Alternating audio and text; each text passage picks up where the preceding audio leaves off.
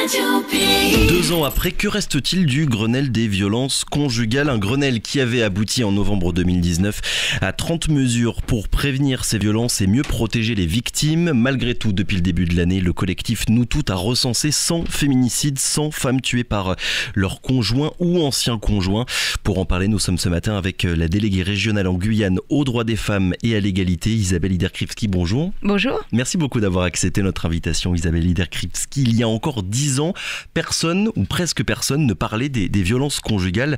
Est-ce que, au-delà des chiffres, des solutions concrètes qui ont été mises en place, la première victoire, la plus grande avancée finalement de ce Grenelle, c'est qu'on en parle aujourd'hui quand même nettement plus facilement qu'avant? Ah oui, mais si on se rappelle bien, on appelait ça, lorsqu'il y avait un décès, un féminicide, on appelait ça un crime passionnel. Le crime passionnel, oui. Oui, donc non, ce qui est vraiment positif, c'est qu'aujourd'hui, on a un diagnostic, une analyse beaucoup plus fine et qu'on se rend compte que c'est un phénomène qui est non seulement très répandu, mais tout à fait anormal. On ne peut pas perdre sa vie parce qu'on est en désaccord avec son conjoint. Ça veut dire que la société en parle mieux et les femmes elles-mêmes, vous avez l'impression, d'après ce que vous voyez et d'après tous les ateliers aussi que vous avez effectués durant le Grenelle il y a 2 ans, elles assument peut-être plus facilement aussi de se considérer parfois comme des victimes de violences conjugales? Oui, exactement. Et puis surtout, c'est de prendre en compte que ça prend sa source, cette violence prend sa source dans la structuration même de la société.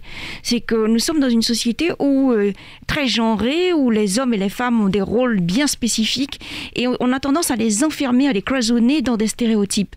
Et tout part de ce stéréotype qui part du préjugé que la femme est plus faible, que l'homme est plus fort, le rose et le bleu. Là, on a les catalogues de jouets, maintenant ça s'améliore, mais les filles étaient dans les petites cuisines et puis les garçons étaient avec les outils. Aujourd'hui, on voit certains catalogues qui changent un peu, mais tout part de là en fait.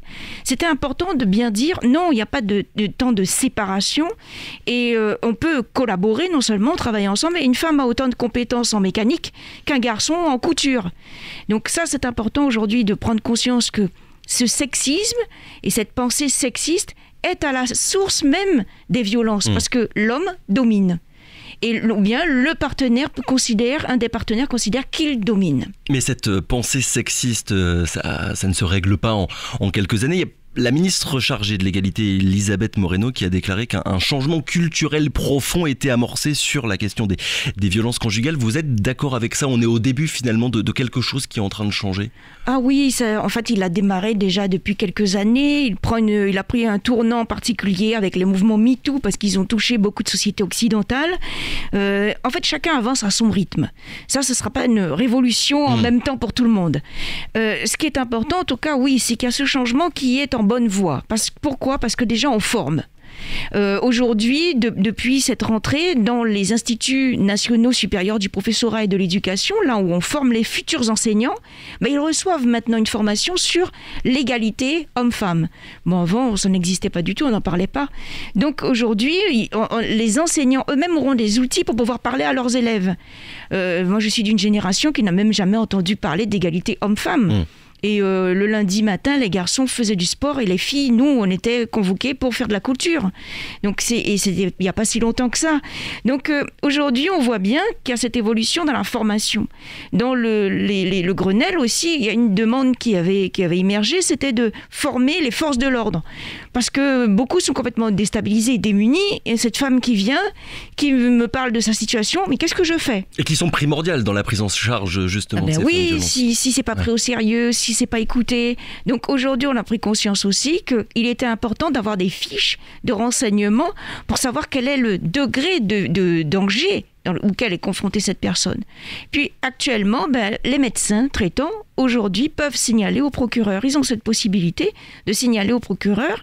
Donc, dans l'intimité du cabinet, cette victime peut se confier à son médecin et le médecin peut signaler qu'il y a violence et danger immédiat. Ça veut dire avoir une formation finalement à tous les niveaux, voilà, toutes les strates de la société pour une prise en charge efficace. Ça ne marchera pas si nos enfants ne sont pas formés.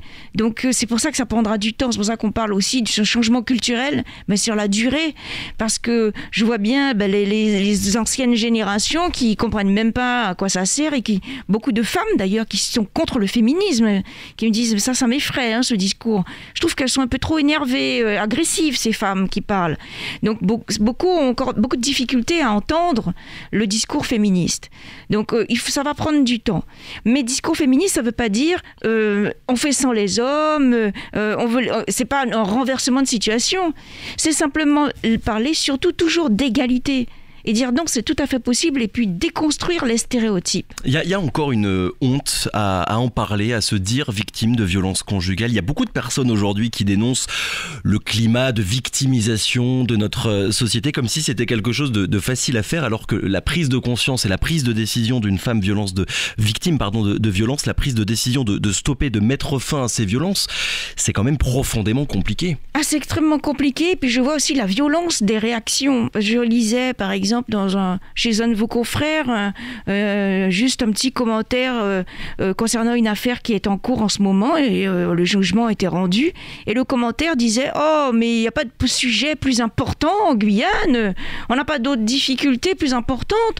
Franchement, ça c'est personnel, on n'a pas besoin d'entendre parler de cette histoire. » Mais si, on a besoin d'entendre parler de cette histoire parce que c'est pas une affaire entre un homme et une femme. Lorsqu'on parle de violence conjugale, on parle aussi d'enfants qui sont témoins de ces violences. On parle aussi de générations futures qui vont avoir énormément de difficultés d'intégration dans la société, peut-être même des problèmes scolaires, de résultats scolaires. Donc, et ça peut conduire aussi, on se rend compte que les auteurs de violences ont souvent un parcours familial extrêmement difficile, sans affection, avec énormément de violence autour. Et quand on parle de violence, c'est pas seulement on a tapé, c'est pas de la violence physique.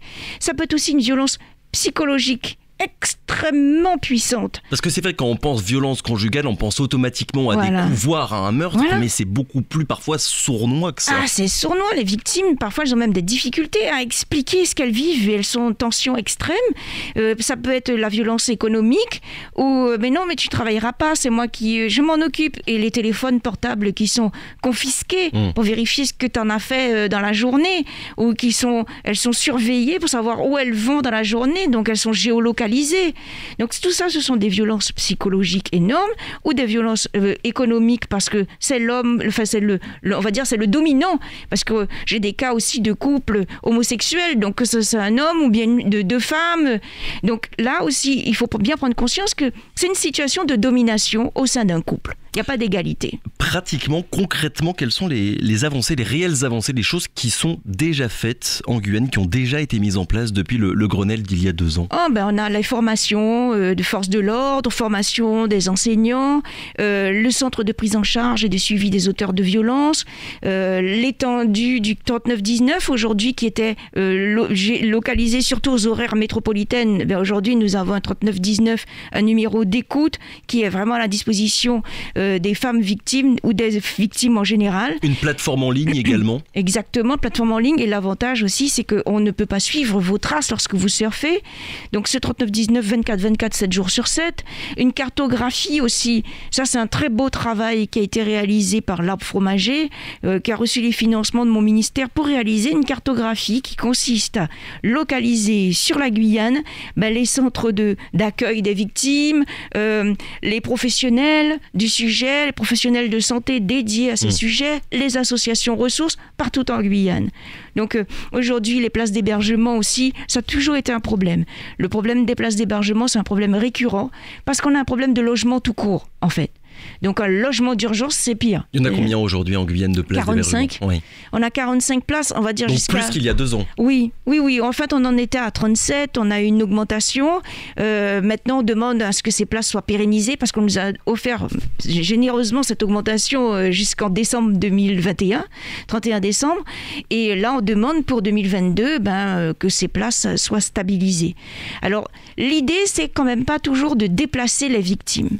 Parce que souvent, ce ce sont des femmes. Ça, il faut se rendre à l'évidence. Il y a des cas d'hommes victimes de violences. Ça, on le voit une minorité. aussi. Une minorité. Et le problème, c'est que nous avons affaire à des femmes victimes et souvent avec les enfants. Donc, le fait de les déplacer dans des hébergements d'urgence, c'est une forme de double peine.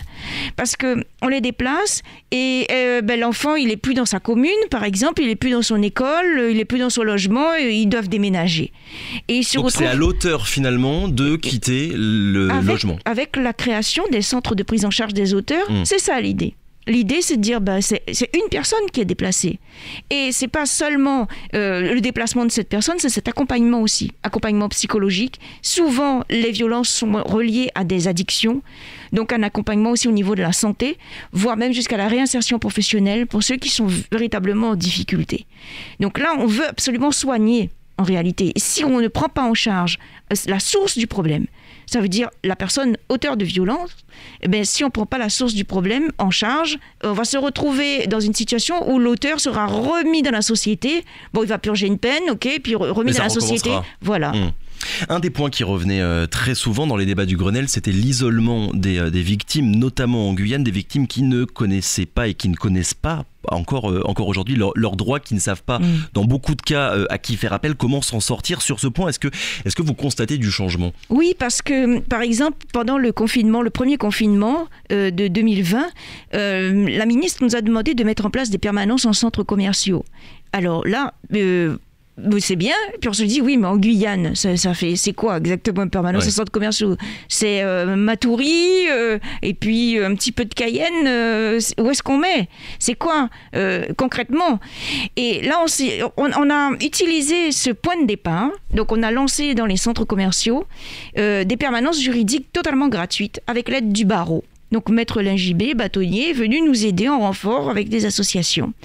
Une association, donc le Centre d'information sur les droits des femmes et des familles, s'est porté volontaire, dit « moi j'ai bien envie d'assurer les permanences ». Ce sont des juristes au CIDFF. Et là, on s'est rendu compte du succès que ça remportait.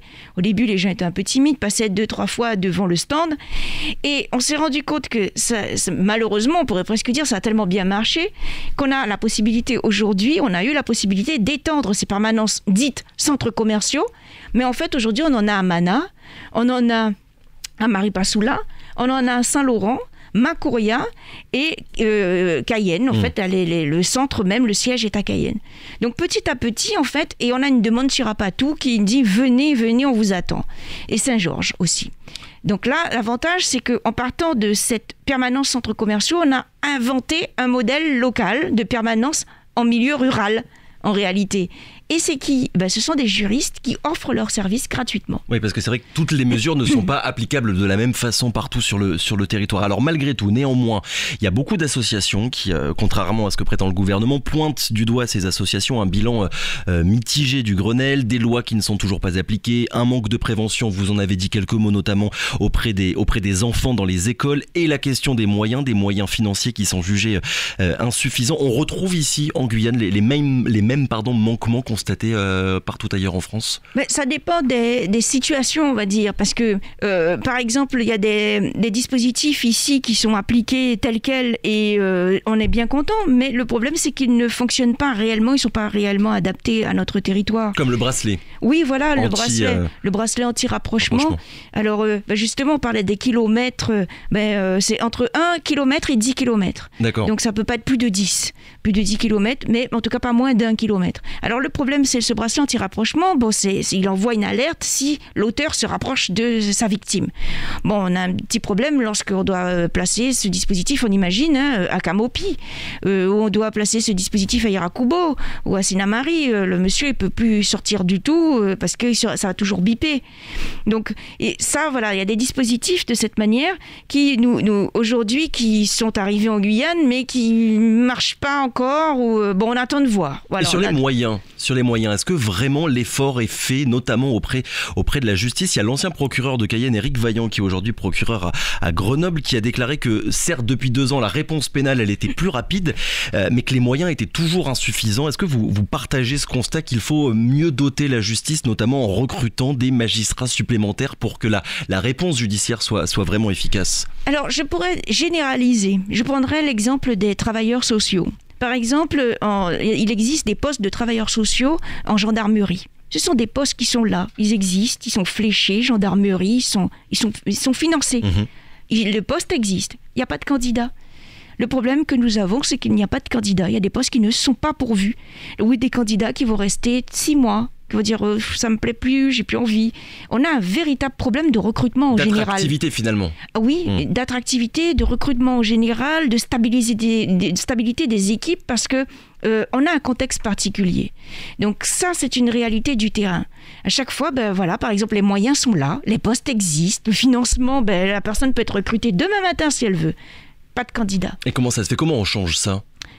C'est déjà en formant cette main-d'œuvre et ce vivier local, parce qu'il faut absolument maintenant que nous trouvions nos propres ressources. Et ne pas avoir des travailleurs sociaux qui arrivent de métropole et qui restent pour une mission de quelques mois. Il y en a qui se plaisent, il y en a qui vont venir, vont dire c'est exactement ce que je recherchais, mais le problème c'est que même en local, il y a certains qui préfèrent partir. Donc c'est qu'on ait suffisamment de main-d'œuvre en réalité, c'est ce déficit de main-d'œuvre, qu'on ait suffisamment de main-d'œuvre pour pouvoir avoir une 50aine de CV, par exemple. Voilà, on imagine, devenons fous, on dit au moins qu'il y ait une 50aine de CV. Et choisir le meilleur, pas choisir par celui qui a envie de rester. Le problème, c'est qu'on est en véritable déficit et que pour trouver quelqu'un, à chaque fois, les postes sont vacants, parfois pendant des années. Dernière question, Isabelle Lider-Krivski. Est-ce qu'on arrive à avoir des chiffres précis sur le nombre de cas de violence conjugale qu'il y a encore aujourd'hui en Guyane? Non, c'est très compliqué parce que chaque ministère, en fait, travaille avec ses propres données. Par exemple, moi, je représente un ministère en Guyane, ministère chargé de l'égalité. Moi, j'ai les données des associations que j'ai agréées avec lesquelles je travaille. Donc, je croise ça avec les données du ministère de la Justice, puis j'appelle le ministère de l'Intérieur et je vais croiser avec les données du ministère de l'Intérieur, qui ne sont pas forcément les mêmes. Donc, c'est assez difficile parce que, par exemple, celles du ministère de l'Intérieur, ce sont des données qui vont me dire combien de femmes ont déposé plainte, sont venues en gendarmerie. Moi, j'en ai plein dans les associations qui ne vont jamais aller à la gendarmerie, qui ne vont jamais aller à la police. Donc, du coup, j'aurai d'autres chiffres et pas exactement les mêmes profils. Ce sont des femmes, parfois, qui cherchent simplement une association d'accueil, d'écoute, pour se sentir bien pendant un petit moment, quelques heures de détente. Parce que certaines victimes de violences me disent, vous savez, j'ai pas envie de rentrer chez moi. Donc, parfois, je tourne dans la ville, avec ma voiture, je me promène longtemps pour rentrer le plus tard possible. Les associations permettent justement de se poser, se calmer. Elles vont pas aller à la gendarmerie ni à la police pour dénoncer quoi que ce soit. Donc voilà la difficulté qu'on a aujourd'hui. Votre rôle, c'est vraiment de structurer finalement tous les acteurs, toutes les associations, les acteurs sociaux qui travaillent sur cette question-là. Merci beaucoup Isabelle Lider-Krivski d'avoir été avec nous ce matin. On le rappelle, vous êtes la déléguée régionale en Guyane aux droits des femmes et à l'égalité. On va peut-être rappeler juste avant de terminer le numéro d'urgence à appeler si des personnes nous entendent et ont envie. Oui, alors les numéros d'urgence sont les numéros nationaux, c'est-à-dire vous appelez le 17, vous appelez le 115 pour l'hébergement d'urgence, le 3919 et puis ensuite nous avons nos associations en Guyane qui prennent en charge comme l'Arbre Fromager, le Centre d'information sur les droits des femmes et des familles ou AVIP, l'association d'aide aux victimes d'infractions pénales. Ce sont des associations agréées par les ministères qui ont tous les dispositifs en charge pour pouvoir accueillir, accompagner, aider les victimes. L'information est passée. Merci beaucoup encore une fois. Bonne journée à vous. Radio Pays.